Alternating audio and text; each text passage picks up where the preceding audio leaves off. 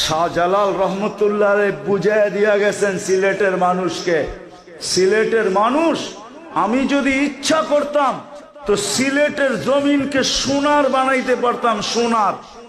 যেই ব্যক্তি জায়নামাজে বৈশা সিলেট সুরমা নদী পার হইতে পারে, ও সিলেটের মাটিকেও সোনা বানাইতে পারত।